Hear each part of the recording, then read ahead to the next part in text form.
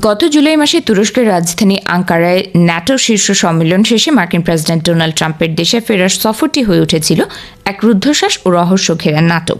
সাধারণ কোনো কূটনৈতিক সফর নয়, বরং পুরো ঘটনাটি ছিল এক সুপরিকল্পিত গোপনীয়তা এবং চরম নিরাপত্তার চাদরে মোড়ানো। আন্তর্জাতিক রাজনীতিতে চলতে থাকা নানা উত্তেজনার মধ্যেই সেদিন ঘটেছিল এমন এক ঘটনা যা সাংবাদিক ও নিরাপত্তা বিশ্লেষকদের মনে গভীর শঙ্কার জন্ম দিয়েছিল। এই নাটকীয়তার শুরু হয়েছিল আঙ্কারা ছাড়ার ঠিক আগ মুহূর্তে, যখন প্রেসিডেন্ট ট্রাম্প হঠাৎ করেই তার পূর্ব নির্ধারিত সফরসূচিতে নাটকীয় পরিবর্তন আনেন।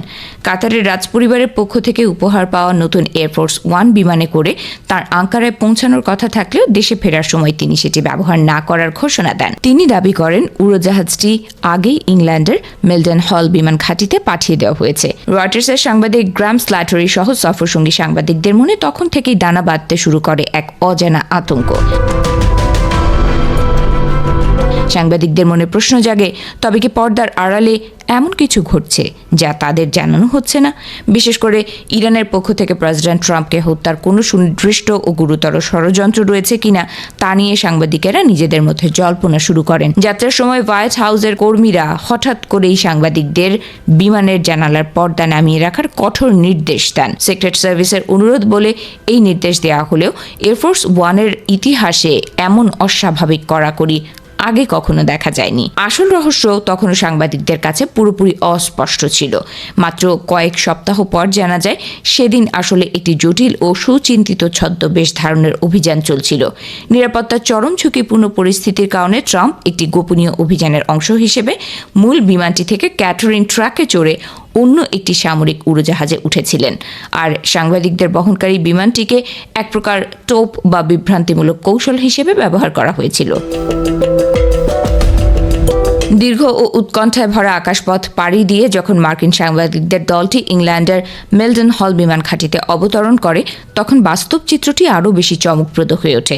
তাঁরা সেখানে দেখতে পান প্রেসিডেন্ট ট্রাম্প এমন এক অংশ থেকে নেমে আসছেন যা তাদের ধারণার বাইরে ছিল।